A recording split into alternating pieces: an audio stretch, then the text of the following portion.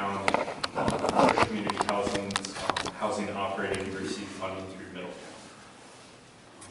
So, if you'd like, we've received several letters of intent, and I can sort of read briefly what those are. If you would, yes. And then I can present those to you. So the town is hoping to apply for funding to replace the aged and failing hoist for the town crane, which is used by the Little Compton fishing fleet. Cornerstone Adult Services Program is hoping to apply for funds. They have the Nancy Braden Osborne Adult Day Center in town. Operation Stand Down Rhode Island is hoping to apply for employment and training for a case manager. East Bay Community Action Program is applying for CNA training tuition costs for students in the East Bay Skills Alliance Certified Nursing Assistant Training Program. The Women's Resource Center is hoping to apply for domestic violence related to operating expenses and window replacement at their Toro Street office in Newport. Lucy's Hearth, which is a homeless shelter in Middletown, is hoping to apply for general operating expenses for all of Newport County. The Boys and Girls Clubs of Newport County is hoping to apply for capital needs, summer programming, and services that support camps at their Church Street Clubhouse and Camp Alstener in Saunderstown, Rhode Island. Church Community Housing Corporation is hoping to apply for housing operating costs to administer the regional revolving loan fund for home rehabilitation, homeowners assistance, and the affordable housing program set aside, which would provide funding to develop properties for ownership and rental housing to low and moderate income individuals. And I can answer any questions if you have any about those programs.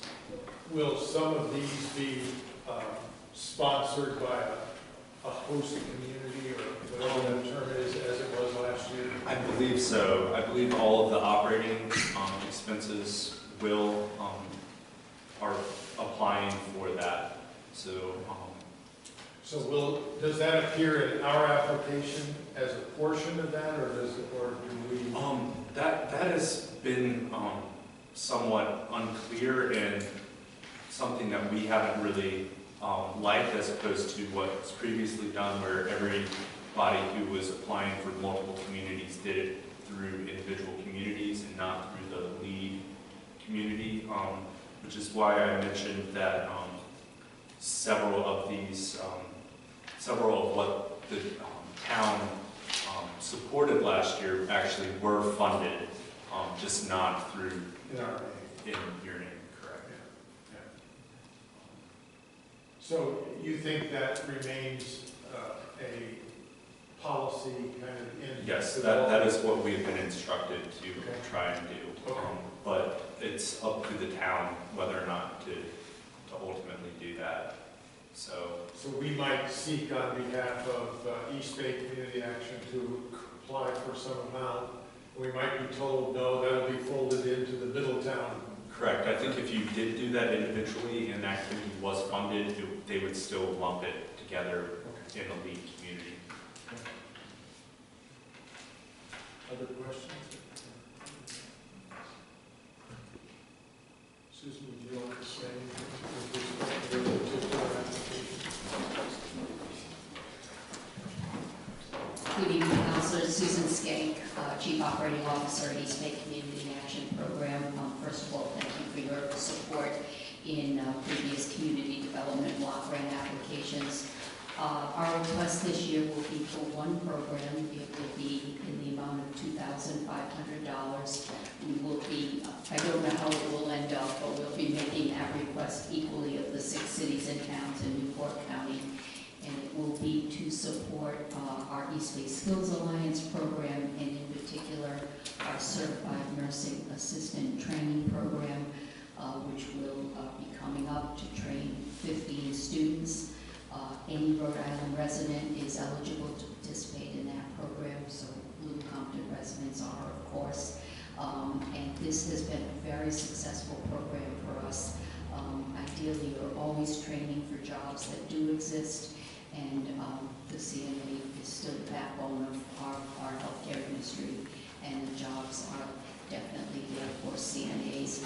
And of course, in the healthcare industry, there are many career ladder opportunities. So people are beginning with CNA and then advancing up to nursing and so forth. So we appreciate your support. Thank you. Thank you. Any inputs that we should hear?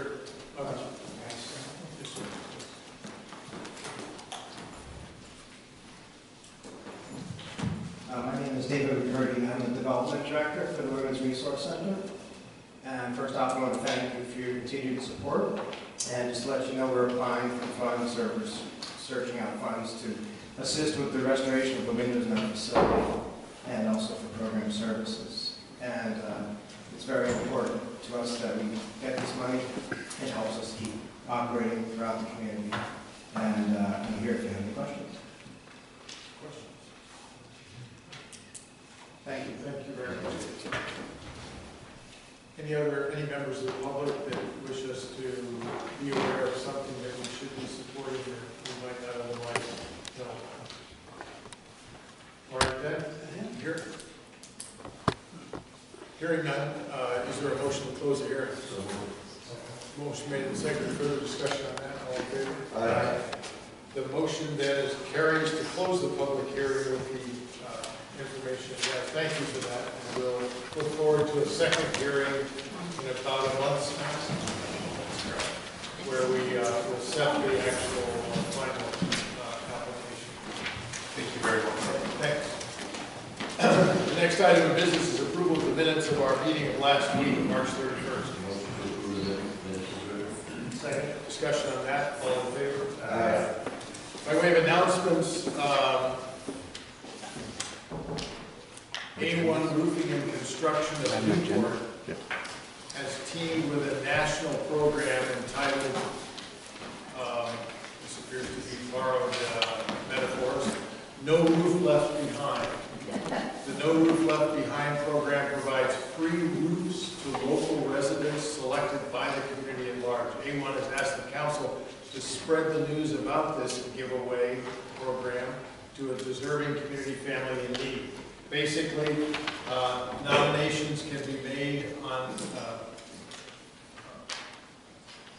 a person can nominate a friend, neighbor, family member, even oneself for a free new roof from his or her smartphone or PC. And from those submissions, A1 Roofing will, in a community volunteer headed review panel, select 4 finalists, and those 4 people will receive, sorry, not the 4 people, the winner of the competition between those 4 will be revealed on July 15th, and the roof will be installed shortly thereafter.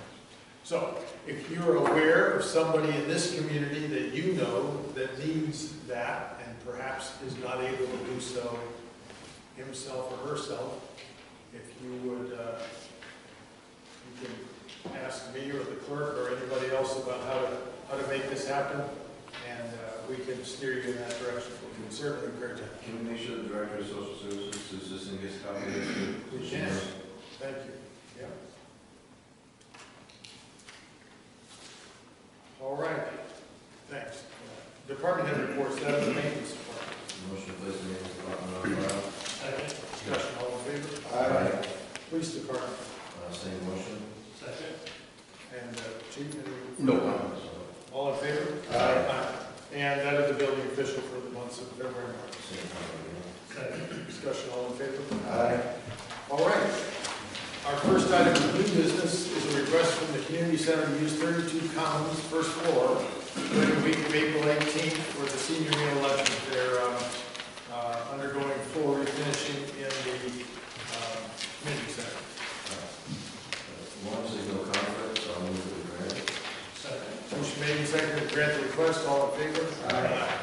Stay-at-home request to contract a special senior van transportation day trip to Foxwoods Resort.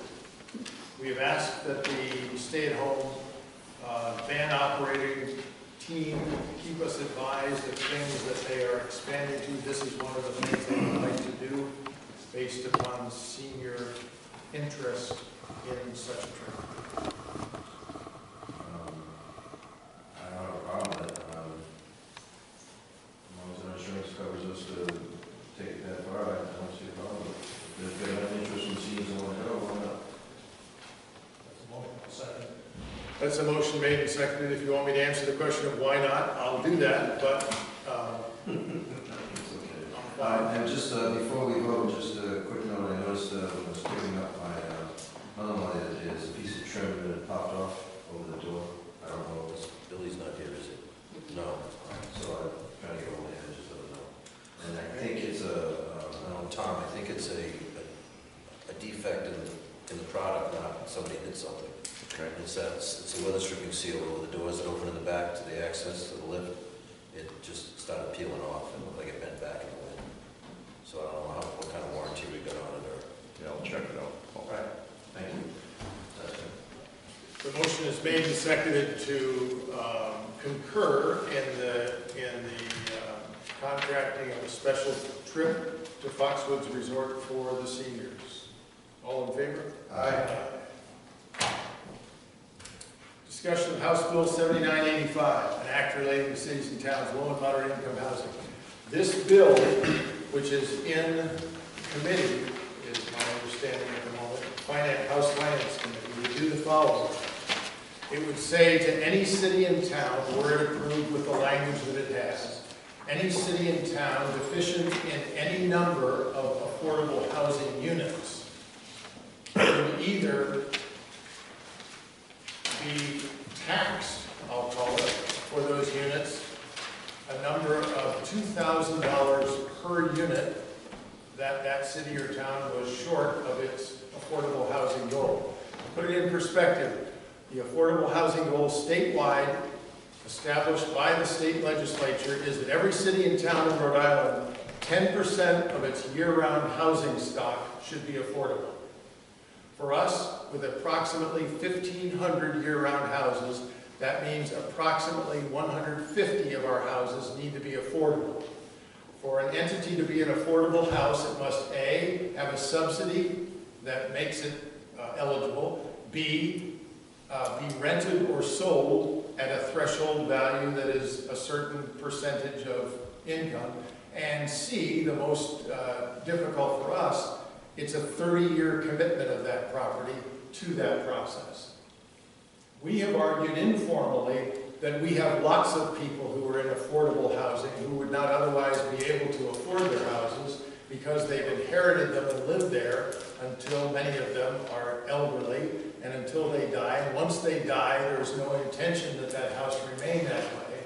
We have argued, for instance, that we ought to be able to claim those houses as affordable houses if and until they are no longer. That is, they're no longer occupied by a person who needs an affordable house. That has been denied. Instead, what we have in front of us is proposed legislation that will take, and by the way, we have 9 in our community. We have 9 affordable housing units. 6 of them are just down the street on Willow Avenue. The other 3 are on Colebrook Road. Those 9 constitute a rather minor percentage of our 150 need. One could argue that if this legislation passes as written, it would fine the town of Little Compton 2,000 times 141, or about $282,000, which we would ship off to the state as a penalty for not having listened up and needed to perform to get affordable housing in our town. I think we have other ways to do that have been successful. I think what we need to do is not only refute this with a resolution, but I think it's going to be important that the Housing Trust assist in accumulating information. This is a pure and simple, it's the equivalent of a carbon tax on an entity that produces carbon effluent and is assigned a value by someone who isn't in that community but says to that community, ship us that amount of money and we'll use that for something else that you appear to be unable to do yourselves. Does that sound too emotional? No. Let me say that I think this is a tremendous overreach by the legislature to decide that in the space of a period of time in which they've been absolutely silent with respect to our numbers, to then suddenly say, here's the right answer, give us $2,000 per unit for everyone you're short, and by the way, do that every year. The chances of us ever having 150,000, I'm getting the chances of us ever having 150 units of housing in this town that meet the definition is very, very small. And so we'd be encumbered, in essence, eternally with this fine that we're to pay. Instead, I believe we have some creative solutions that we've already begun to implement, and I think it's going to be necessary to capture those in some form, set them forth. Which the state has approved, by the way. The very state that's come up with this has approved that. Isn't there also something in there, sir, about a payoff to the towns that already have their affordable housing? In a method that is described as being similar to leaf waste, if you have excess credits in your town or city, if you have more affordable housing than 10%, you may sell to another entity who has fewer your credits. And that only costs, well, that costs no less than $1,000.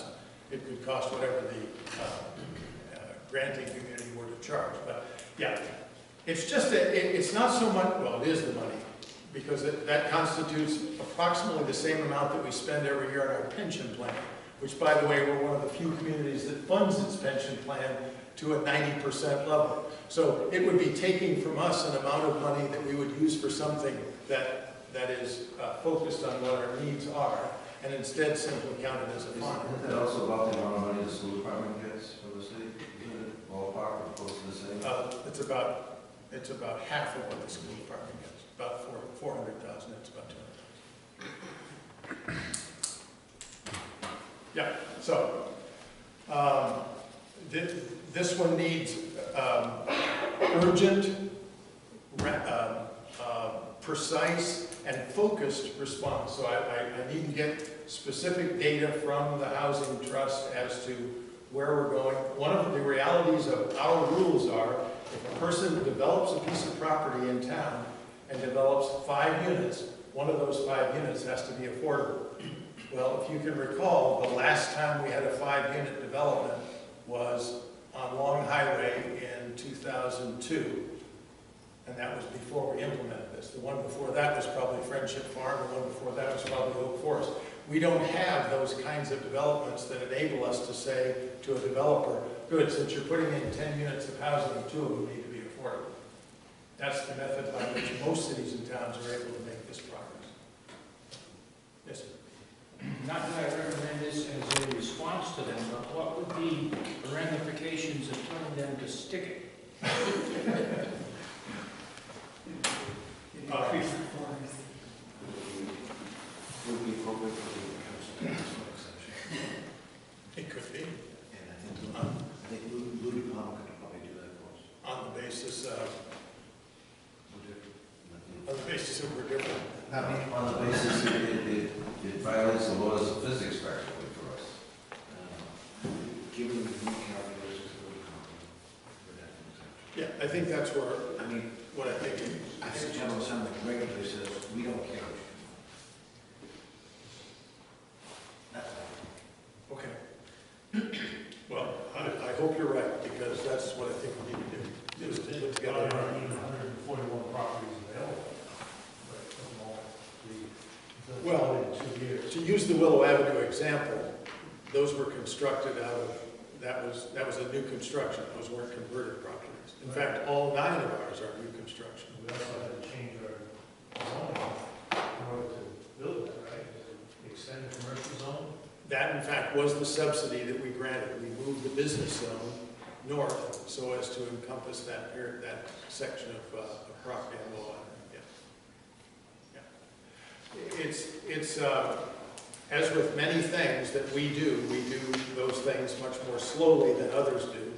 In this particular case, someone has figured out that we ought to be fined for the fact that we're not moving very quickly. I think that's just not reasonable. So, yes, I think that the approach would be to say we're different. I I probably would strengthen that a little bit so that, because it would be immediately acknowledged that, yes, you are. And that's why we're finding you. So would you make a motion, sir, to have the authority of the council to draft a response to this with input from the Housing Trust and whatever information you need to strongly disagree with them on how this is implemented? Right, the response would be, I think, a correspondence to the House Finance Committee, copy to our senator and representative, and perhaps governor and speaker and president of the Senate, et cetera, to describe, to use the solicitor's words, our differences, if that would be your motion. That would be my motion. Second. Motion made and seconded. Yes, sir. Well, I was just going to ask you if anyone has chatted with our representatives as to the probability of this actually happening, and if so, in what time frame? Because sometimes they have an open forum where you could go and speak as they discuss a proposed bill, Yes. which they don't always read their mail. Maybe they listen to a presentation about and ask if they would acknowledge the physical differences of Little Compton and the rest of the state. To answer your question, no, I don't know when it's being considered, but you're exactly right. Regardless of whether we send the letter, or when we send the letter, the urgency would be to develop those position points so that we're able to make the case that we are different. Thank you. Any further discussion on that? Would the council give me permission to call these speakers? Sure. Modify my motion as such. Second. Motion is made and seconded then to communicate, and in advance of that, for the solicitor to contact the Speaker's office to determine what we can about the likelihood of this. All in favor? Aye. Thanks. The next item of business is a communication from Peter and Katie Dolan concerning a family wedding scheduled for August 20th. Let me also add that the immediate next item is a letter from John Garlick concerning his wedding plan, a wedding under his purview planned for July 16th. So there's a wedding on August 20th and a wedding on July 16th. Both requesters have appealed or have asked us for an exemption to the new noise ordinance. And those folks are here this evening. Yes, sir. We are, Mr. Chairman. Thank you. The request, let me just clarify where we are with our ordinances. We have in place an ordinance with the opportunity to be amended at the proving to the town council of a need, and that ordinance is governing the entertainment license. Neither of these weddings needs an entertainment license in that they are not being done in a manner that sells tickets, basically. They're not a for-profit venture. So, as a result, they are not, those events are not subject to the entertainment license. The entertainment license prohibits, without relief, the conduct of outdoor entertainment after 9 p.m. So that's not the issue. The issue, however, is that the noise ordinance specifies that as of 9 p.m. in the town, anything that is, I'll call it music generally, or fireworks, or one other category of noise making, which escapes me at the moment. Machinery? Mufflers.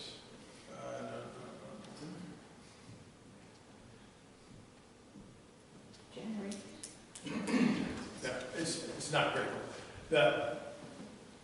That ordinance is not subject to the council's granting of relief. In other words, we are not able, without revising the ordinance, holding a public hearing, changing the ordinance, which I am, let me tell you, I am personally massively disinclined to do at this point, after the great turmoil that we've gone through. I would suggest to the applicants that an approach here, indeed, after 9 p.m., in the properties adjacent to where a wedding might be conducted, if the police were called, and I think it is probably safe to say that that has, if not, is it true to say never happened? Has there ever been a private wedding for which in your knowledge, there has been? There have been occasions, Okay, there have been occasions. but they've all worked out fine. There's never been I would say, A, we are not able to grant the exception to the noise ordinance to say that you can exceed the dB level after 9 p.m. without the process that is necessary to change ordinances. I know that's not what you've asked for. What you've asked is that we consider the possibility of you making, of the band associated with your wedding, making more noise than is allowed after 9 p.m. That is, in my estimation, not something that we can grant at a meeting like this. I think you heard of this, Mr. Sure. Okay. John, may I go first? Yeah. I don't know the Dolans. I can tell you that John Bowers and his firm has assisted the solicitor's office for many, many years. I know why John's asking for this because that's John. There's nothing to problem John's. He's assisted the town, police, many times. So I would add, yes, sir, Mr. Chairman. I would just add, both Mr. Dolan, who is my neighbor, and we have contracted previous to the ordinance for entertainment at this venue.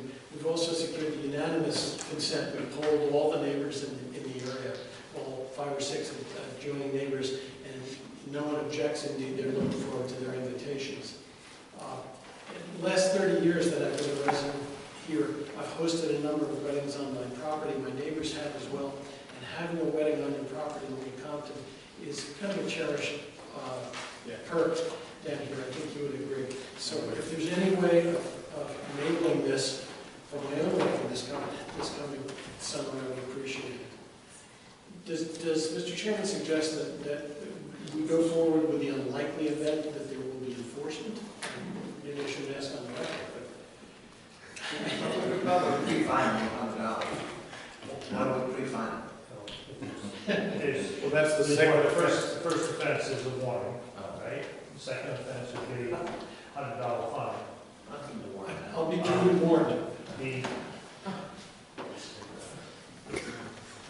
if we were getting complaints, then obviously, if you've already talked to all your neighbors, they're the ones who are going to complain, and that's the only way it will be taken at the property, or would soon be at the property line. I don't anticipate any problem. I would respectfully suggest, I know that there's been great turmoil about these ordinances, that perhaps in the future, when people are calmer about it, that a mechanism for a private function exemption could be built into the ordinance in the proper way. That has been duly noted, sir, and I agree with you. There was certainly no intention, and we made that point publicly, that this process would somehow penalize or cause to be illegal that which had prior to that been commonly accepted. And I think that is accurate. The only point of hesitation would be in your request that I would somehow acknowledge that this is possibly something you should proceed to do, because there are lots of people who would like to do precisely that we're in great turmoil with. I understand. Thank you, Mr. Chairman. Not to belabor this discussion, my name is John Montgomery. The Dolans are not here, but I'm their next door neighbor, and this wedding that they're having is taking place, at least part of it, on property that I co-own with the Dolans.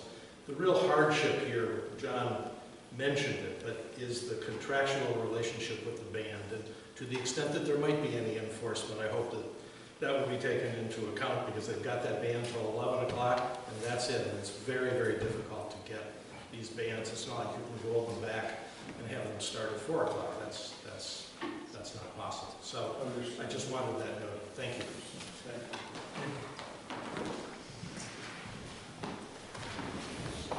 Any other comments? This is one of the unintended consequences we fear. Yeah, well, and I think as has been raised, that this ought to be part of what we late in our next edition of the ordinance accommodate, because it was not our intention to prohibit such things, and we've got a, unintended consequence. Okay. Thank you. Next is a request from Jana Porter from the Town Council to adopt a resolution to support the No Guns in School legislation, which is House Bill 7243, and a sister bill in the Senate. Ms. Porter.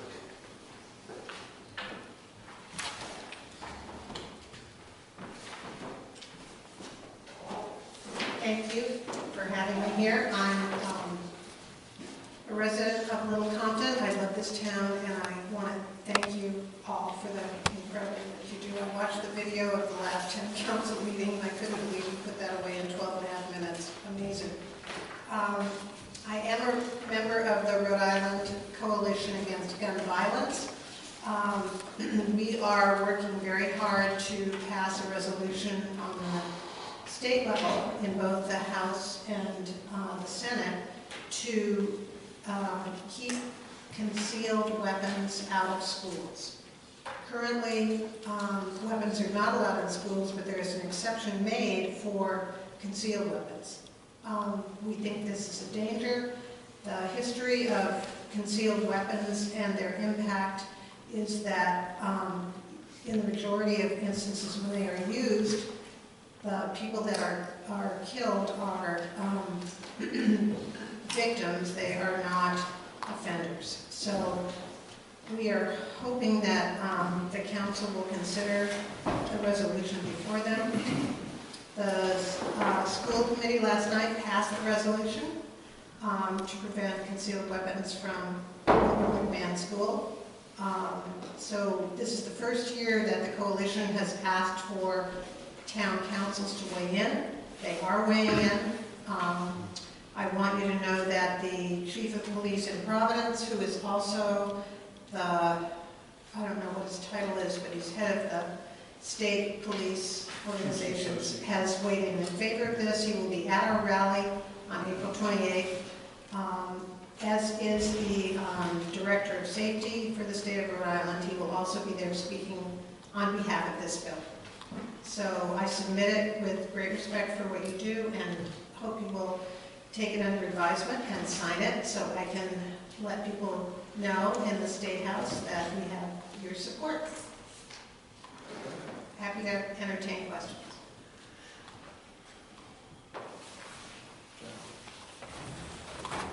Kind of on the opposite side of this, kind of like, would like the resolution, in not supporting this.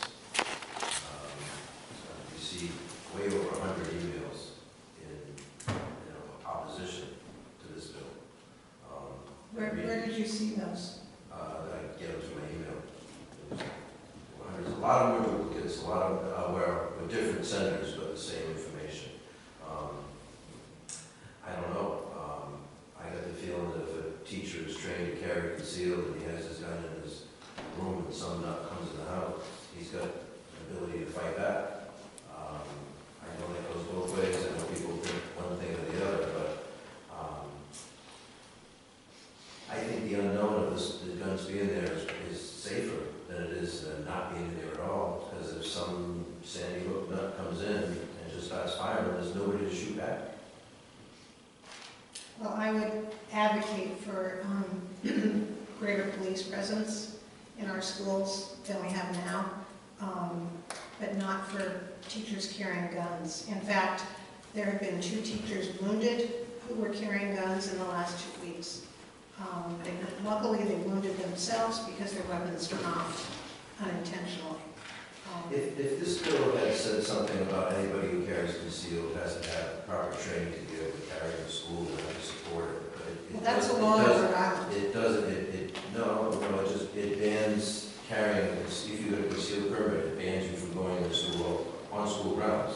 So if you accidentally walk on school grounds with your carry permit, as you're dropping your kids off, you can get arrested. If you are a teacher and you have your gun in your car and it's out in the parking lot because you didn't want to bring it to school, you can get arrested. And then you get a record, then you can lose your job. Not in the parking lot, no. It says school grounds. It says school grounds. Okay, so that gets publicized and people know what their limits are and what the rules are, what the laws are. I'm opposed to it. You know, I think you're targeting people who are law-abiding people. People go to the police department, go to the AG's office, get a concealed carry permit. They go through background checks. They have to get qualified every year to carry. You know, my opinion on gun-free zones are they're different zones. That's my opinion. So. Okay, just to let you know, and I totally respect whatever you decide tonight, guns are not allowed in Rhode Island in government buildings. Okay? They are not allowed in airports. They are not allowed in many places that we would expect to see guns, but they are allowed in schools. Concealed weapons are allowed in schools. To me, that makes no sense. The reason guns are not allowed in some government buildings is because those are secured buildings that are guarded by armed police officers, and you have to go through metal detectors. The airports are controlled by the federal government, the TSA, and those are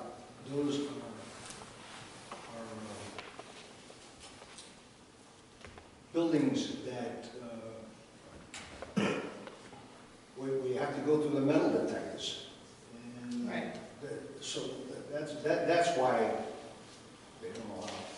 Okay, just before I leave you to make your decision, which I will respect, I want you to know that between May 2007 and February 2015, in research involving 722 deaths in 644 concealed carry shootings, the vast majority of those killings were deemed non-self-defense, and only 16 cases were eventually ruled lawful self-defense.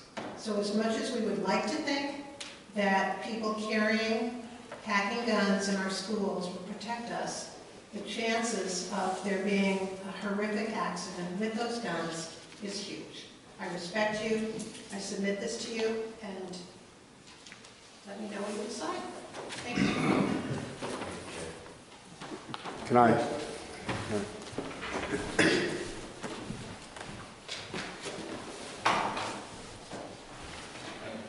We talked about this for a while last night at the school committee meeting, and I think I have a different perspective than Mrs. Porter does, and maybe you gentlemen as well.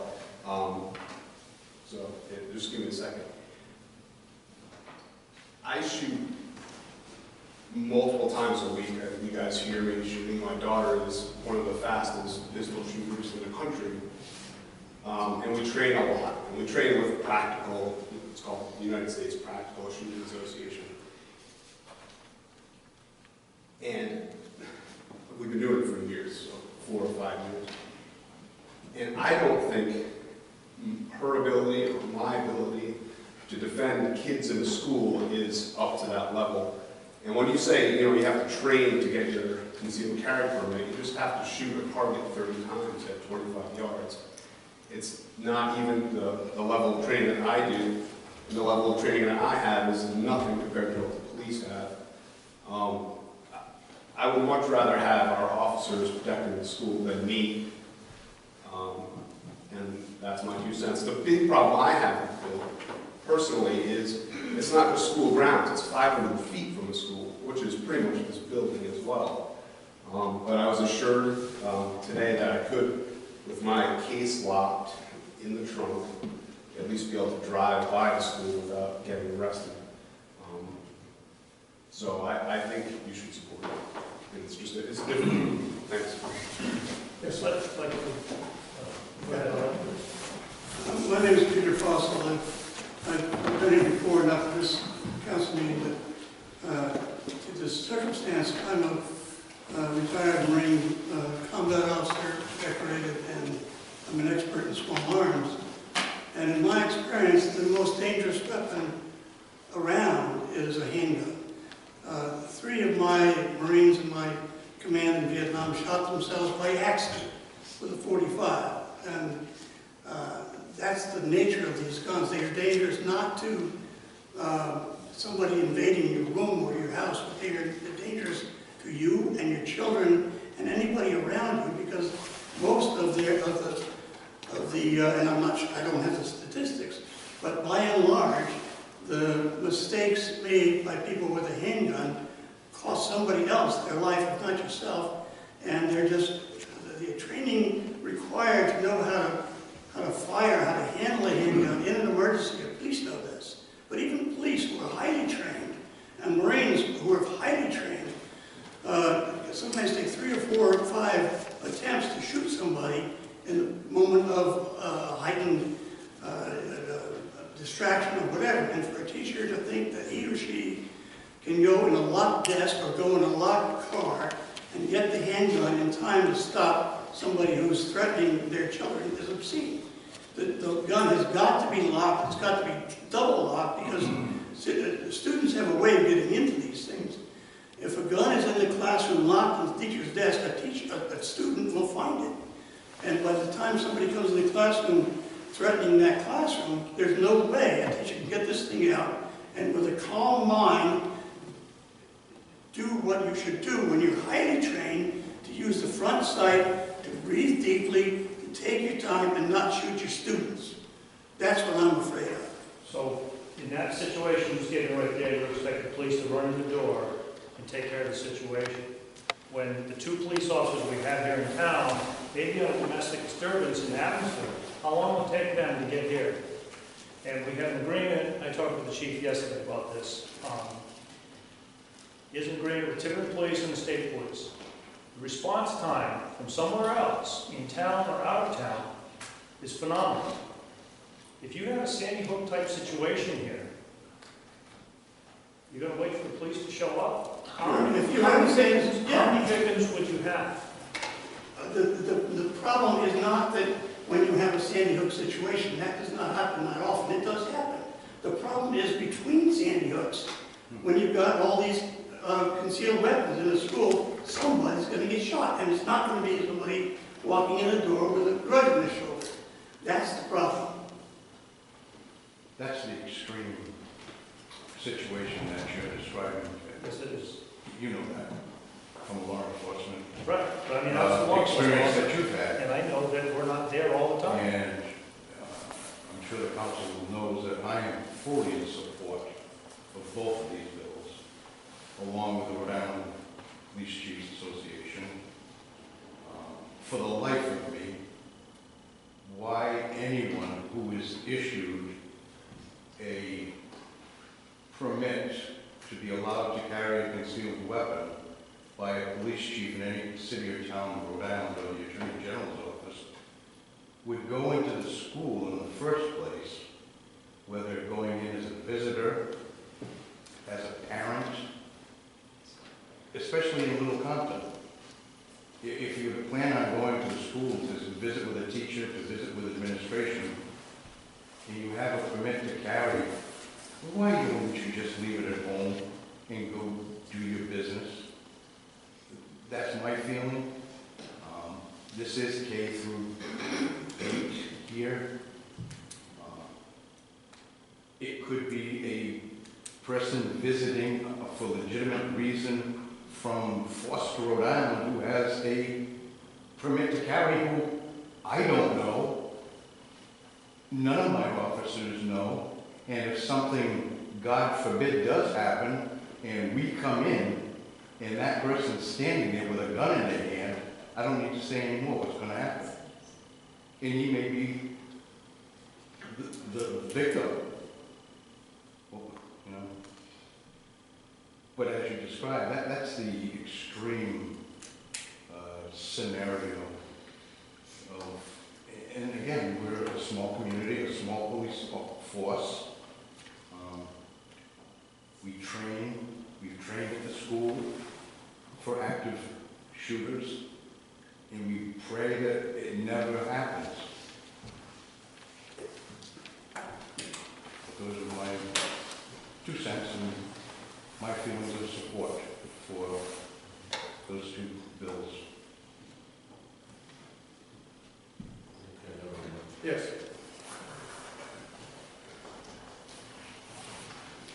I personally am against this bill,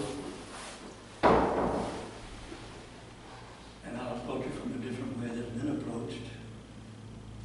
I believe that the people want to eliminate this right that the CCW people have simply as a way of attacking the Constitution.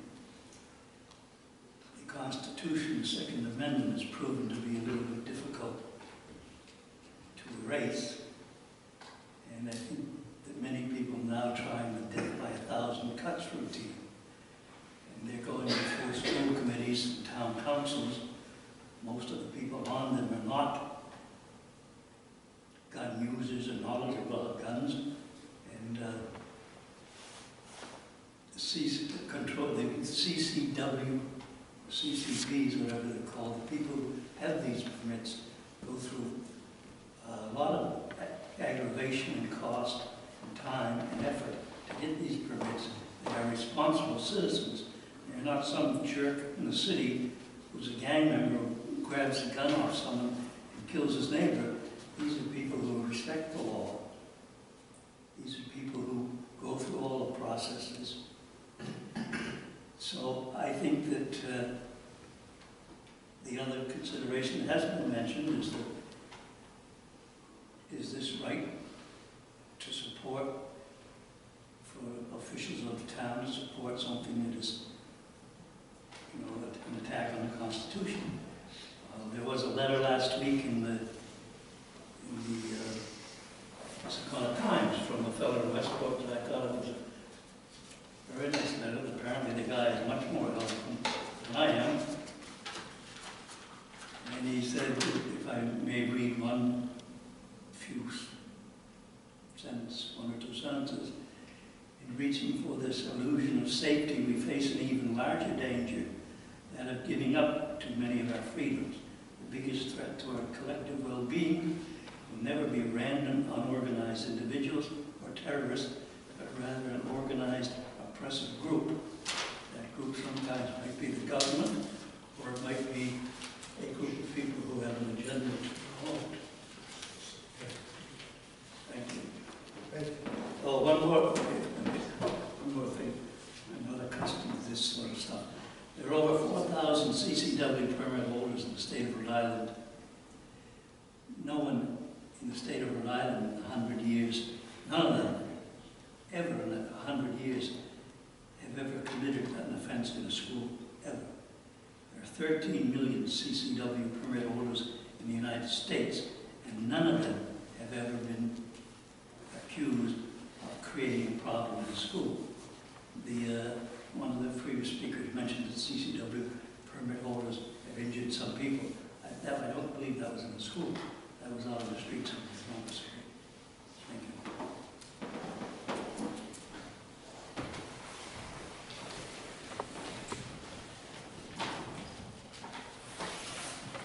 I'm personally not ready to vote on this, but if 3 of you are, we can proceed.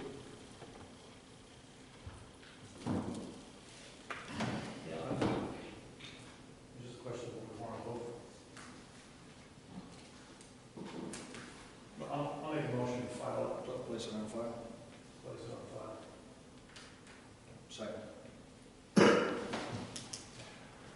The motion is made and seconded to place this request on file. Are you ready to vote? All in favor? Aye. Nay. Nay. Motion does not carry. If I may, I think we've got to make a decision. I, for one, want to oppose the resolution. There's a lot of information out there. Studies are studies, and to quote a friend of mine, I may get it wrong, you know, people play the numbers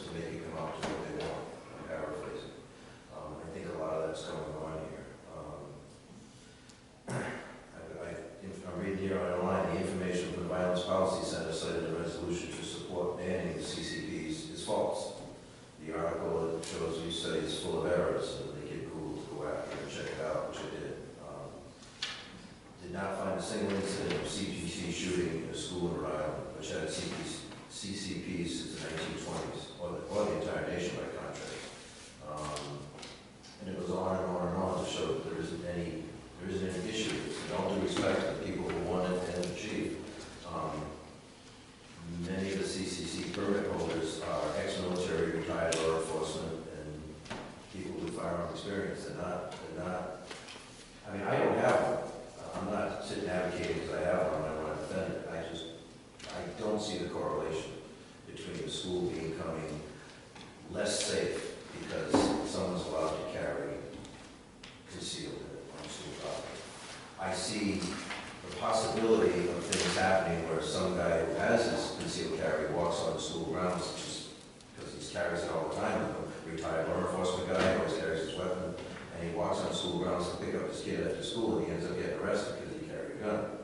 And I mean, this is zero tolerance on some of this stuff. And the 500 feet rule from school grounds. I mean, and if you got enough of the rifle, you can be more than 500 feet away and still do damage. So I don't see this as a protection issue. I see this as some kind of more gun control issue. Again, I'm not a gun carrier, but sealed permit guy. So I move that we oppose this resolution, and we do so.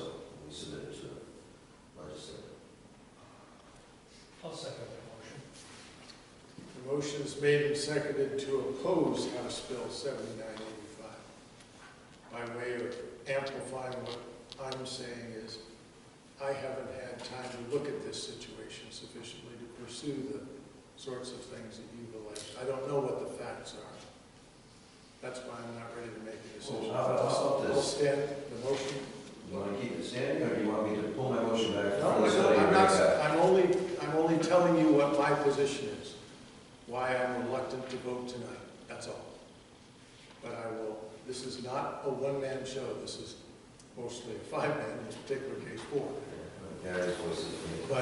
But my point is that I'm not ready to go either direction at this point. I haven't proven out the things that have been alleged on either side, and I may not be able to, but I see no need to do it tonight. We can move it to 2 weeks from tonight and bring it forward again, is my thought. I am fine with moving forward with the motion as it's stated, and if that is if there are 3 votes for that, so be it. That's what I was just going to say, but let's vote. If it passes, it passes. If it doesn't, move. Fine. The motion on the table then is to oppose the implementation of House Bill H 79, wrong bill. 7243, excuse me. 7243. All in favor? Aye. Opposed? Nay. Thank you. Thank you for bringing that forward.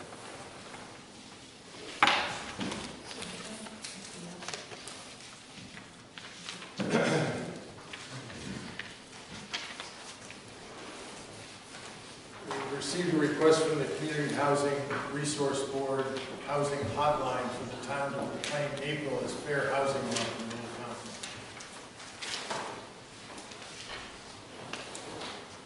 Ironic, is it not? It's not going to cost us $2,000 short to proclaim that. You're supposed to do it every year. I'll move that we proclaim it. Discussion, all in favor? Aye. Copy of a public notice received from CRMC for the application of Christopher and Ann Sargent to construct and maintain a 4-bedroom single-family dwelling with OWTS and private well at 66 Compton Point Road. We have also, in addition to the document received, notification received from CRMC, you also have, I believe, an email from Stephen and Sharon Lerner, who are here this evening, to explain their point of view on this matter. Do you have any opening comments? Would you like to hear from them? What you know? Let's hear from them. Yes, sir.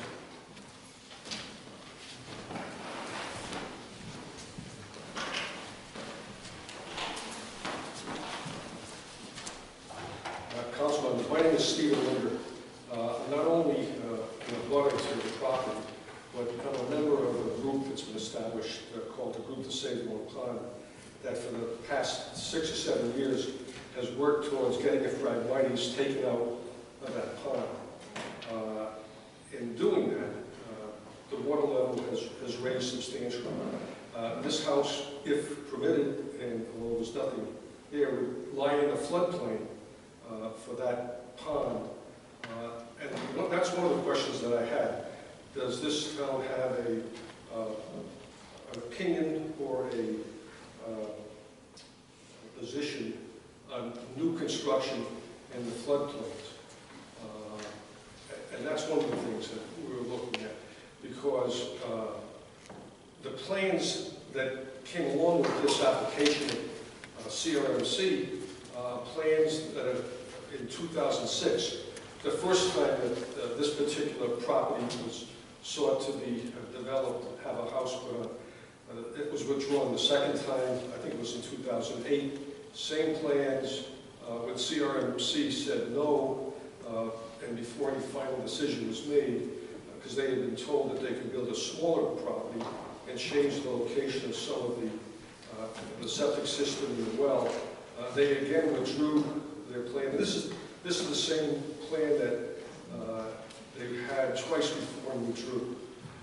And the floodplain is one issue. The wetlands that we're trying to protect all around the pond, and this group has not only about 100 members who surround this pond that are abutters, but also has many other members of the town. It's one of the things that CRMC, DEM, has looked to save because the phragmites were choking this pond and would have been gone had our group not saved it. And that's one of the things that we were looking to find out, whether the town has a position on that type of development or not. We understand that they have to get permission from CRMC, but the town has its own regulations as to how far new construction can be from the edge of the wetlands. And this property has now become so wet because of the property that I don't think the earlier plans are in any way accurate. And I just would urge the council to have the proper people that are in the town's staff look at this before they also approve what they want to have done as far as the building. If anyone has any questions. I understand the question. I don't know the answer to it. I need to speak with the zoning official, but I believe the answer is yes. I believe we do have floodplain sponsored, I'll call them, or influenced rules that have been recently implemented as part of our revision, but I'm not certain of that. We have construction requirements for building the floodplain. Right. But I mean, to the point of whether or not what was once a denied plan or a withdrawn plan, I guess is accurate to say, by the applicant, upon its resubmittal, have the rules changed such that it's looked at differently? I think the answer to that is yes, but I need to ask that. Typically, when we receive these, they're either courtesies to the town to notify us of the fact that CRMC has rendered some judgment, or it's because we, the town, are an abutter to the property and like you are notified. So I'm not certain of what's happened in this particular case, but that too, I think, needs to be pursued, because I don't know why we would get this notification in this particular case. Well, I think they have to notify the town. I mean, frankly, it's just good manners. I mean, it's your town. But Steve, let me ask you a couple questions. So when the phragmites went away, did they absorb water, and so that now they're gone, and that's why the water's up? Is that Yes, that's the problem. And also, because if you believe the global warming, that's also part of the cause of some of this rise in the water as well. I bought here originally in 1982, and I've never seen the pond as high as it is, and you can tell by that rock right in the middle of the pond how little shows now. And I've been told that there used to be stone walls across that pond. We haven't seen any of those ever, but this big rock, less and less visible at the present time. The cell walls actually, they serve as the property boundaries for the beach club, et cetera. What happens when there's a cut that releases the water into the ocean? Does it go down substantially? It can go down, it can come up. It usually happens during the winter that it naturally opens up, some water goes out, then water comes in the spring, but it would have to be opened up further to let water out. That's part of the engineers, the Army engineers, I think, control some of that. But this is a plan that's been implemented not only by CRMC, but the federal government, CRMC, donated about $100,000 to get rid of these frag muddies, knowing that what was going to happen to the wetlands that would be surrounding them. Help me understand. So you drive down the laneway, you and Sharon to the right? We're to the right. And where's 66 at Connor Point Road? Well, they're not, we're 120B. They own a little piece of land up near where the golf course has its little ponds running out. Right. It's the far side of that same lot. So that the lane they really want to build on has the address of, I think it's 120BA. Okay. We're 120B, the Kaufman property is 120C. And that's where you go down that road to get, that's where your trucks would have to go to build up that lot. And this will impact the pond somehow, or not impact it? How is this going to impact the pond for you? For me, I'm not going to see the house, because although I look out straight across the pond and I look south towards the ocean, it impacts the roadway because it's going to be more traffic, more parking on there. And initially, they wanted to have their septic system extremely close to the wall. And that was one of the reasons why I objected initially, because it was going to be, I think, the way I measured it, less than 100 feet from my well. And I think in the new plans that they want to submit, the septic system is going to be on the other side of the house. What's the rules, 125 feet, 150 feet? So that was one of the issues, but we thought that in the initial plans that they had mismeasured the amount of distance that would be from the edge of the pond to the wetlands, and then they have to be so far from the wetlands. But that has to all change now with the work that's been done by the company that's been taking the muddies out of the pond. And they still have, I think they've been working at it 3 years, there's still another 7 years that's going to go with those fragmites so that there won't be anything visible. Right now, you can still see some of the dead fragmites in the top of the pond, but over the next 7 years, we expect that to be all gone. So it'll be lake only. So have you corresponded with the sergeants or their lawyers or something like that? I have not heard from their new lawyers. All I received was a notice from CRMC. That was the same thing that happened in each of the last 2 times they filed their notice. I only got the information from CRMC. You see that the better half has something to say. Well, I think one of the concerns is really the groupe de Saint-Laurent has spent a lot of time, and the state, the town, the federal government, Department of Agriculture has spent a lot of time in giving us money to protect the water quality, to bring back the habitat that used to live there that was kind of getting choked out. And it's pretty exciting to see. This is the 3rd year, so we're seeing natural growth come up. We're seeing a lot of birds come back and things that were there originally and have been sort of squashed down for so many years. So I think that, and I submitted to you, Bob, some documents that that CRMC has stated about, the hazards of building on wetlands and filling them in as it has to do with water quality. And I think that it is much, much wetter than it used to be. And they do have a biologist and an engineer assigned to this project. And I think, I think hopefully they will see that the pond's edge has changed quite significantly.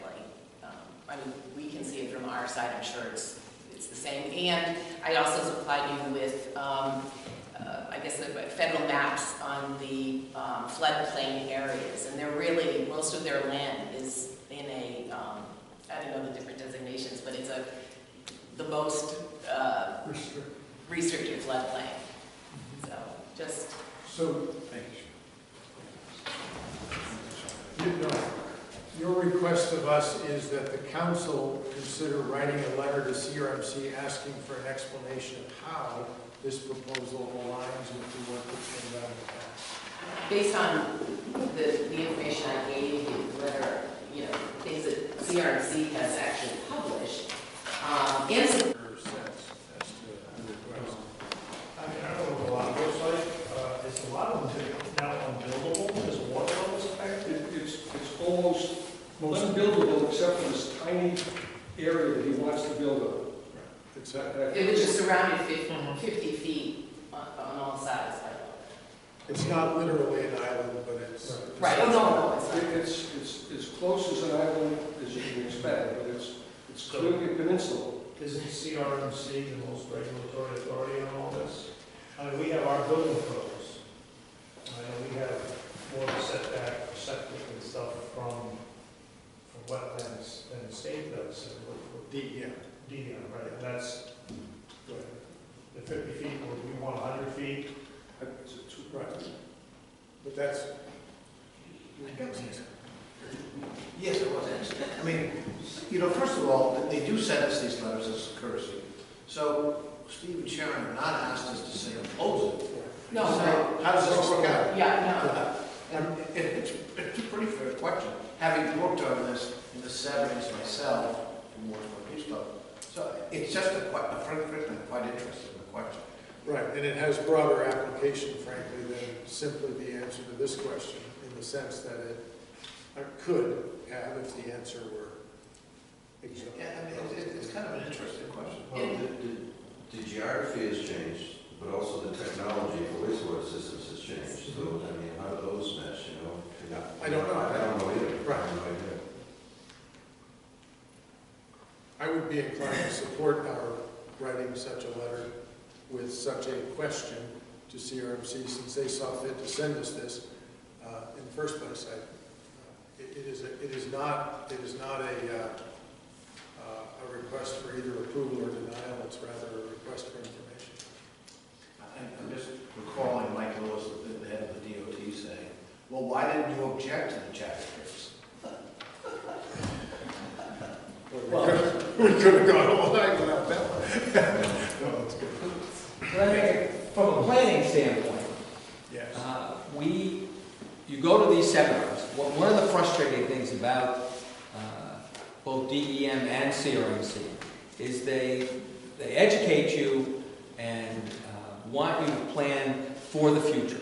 Now, there's no question that the phenomenon is all along the coast. They say the barrier beaches are moving inland and they're filling up. So Hurricane Sandy added about 3 feet of sand along Lawrence Point to dam up the southern end of Long Pond. So I would say that's the primary reason the water level has gone up. So we're dealing with a grandfathered lot that through extreme engineering has a septic system that is elevated, that's 51 feet, so that Bill could give an administrative approval for the setback. But CRMC has a 225-foot setback from a tributary wetland. So my question is where we've really been going. From a planning board standpoint, they're asking us to avoid these situations, stay out of the floodplains, and at our best ability to avoid instruction. And so that, to me, is in complete contrast in the face of what they're sort of suggesting here. And so I second the motion to have the council please ask them to enforce their instructions to the communities for planning for the future, and then to explain why they have suggested that this would be an acceptable development or area for development in light of the direction we're going. Well, I appreciate that comment. That's right. Well put in what we ought to be about. It seems to me what CRMC is saying is we have under consideration the application for an incentive. It's not that we're inclined to grant or not grant.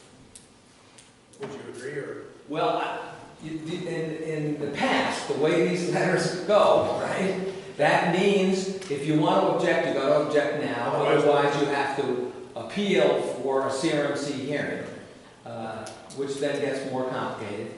And the visibility of these things is pretty low, actually.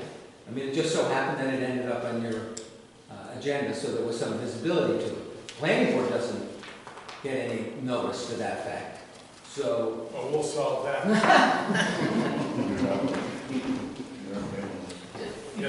Just one last. Bad suggestion. Just one last thing. I also think it could be precedent setting in terms of planning, thinking ahead. I mean, well, across the pond, but for other similar situations with wetlands, I think it could set a precedent. The generic question. I would say they could be invited to come inspect it now, with it being at this extreme high level. Not that they would, but, or get some pictures. Yeah. Yes. Yeah. As I understand it, I've seen the application and some work. CRMC has assigned an engineer and a biologist to inspect the property. Yeah, I just read the application. It says you were advised that you had good reason to enter protest against the proposed work, and you are privileged to do so. It is expected that objectors will review the applications and plans, which we don't have. All we have is the wastewater plan. Visit the site of proposed work if necessary to familiarize themselves with conditions and cite what laws, or laws, if any, would in their opinion be violated by the proposed work. So, right, we're not proposing to respond in that fashion. Right. And you're right, we would need to know a lot more to be able to enter an objection, I think. But we're rather saying, basically, can you explain how you got here? Having been on either side of the CRC for many years, you know, for example, every spring we go down to South Shore Beach and we just push the beach back to where it was. We have some sort of maintenance permit and no one was bothered. Totally wrong. I mean, it's not the way it's supposed to be. We're supposed to go down there and have an engineering plan. But anyway, what I'm trying to say is Steve and Sharon raise a very good point, which is, you said this is all this good work we've been doing. How does this measure? Right. I would use that same example and tune it slightly to say, since we have a 10-year agreement at South Shore, which we do with CRMC, in which we restore it each year to the preordained level, why would we not want to apply a similar rubric to this one as well? But I guess I'm in wild agreement. Is there a motion then for us to write to CRMC asking for an explanation of how this proposal aligns itself with the work that's been done to save and to restore long term? so moved. Second discussion on that. All in favor? Aye. Thank you. I'll ask the planning board to help with the. I'll just send them some of their literature back. That's right. The next is a copy of a resolution adopted by the Burrillville Town Council supporting legislation restoring funding for state aid to libraries to the full 25%.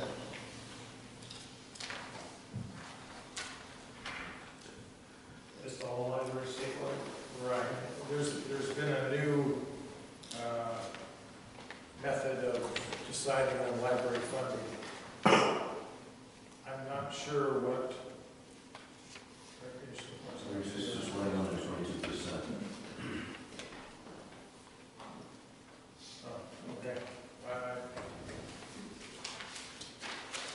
think I'd like to have an input from our library as to some facts here, so as to be able to put together a cogent argument. It looks like what's being said here is much like the argument that's made about motor vehicle tax exemption. You know, it changes, and the state decides to change it, and they notify us of how it's changed.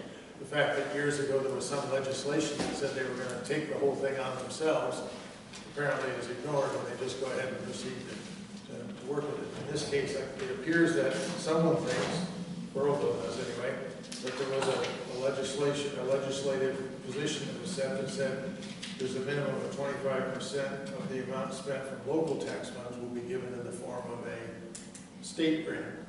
I'm pretty sure I understand why that isn't the case anymore. It happens all the time. But, you know, perhaps we can put together an argument, but we'll need some information from the library to do that. Put this up, table this to the next meeting? Yeah, I would like to, so as to be able to get a position from our own library as to whether we have a case to make here and whether we can do the same kind of thing that they did. I'll make that motion. Motion made, seconded to table the next meeting to gather information. All in favor? Aye. Next is a request for a victualling license, peddler's license, holiday sales license received from Scott Naso of Hawaiian Jim's Shave Ice in order to sell at South Shore Beach this summer. And in addition, he will be required to seek approval from the Beach Commission, but needs those licenses from the town.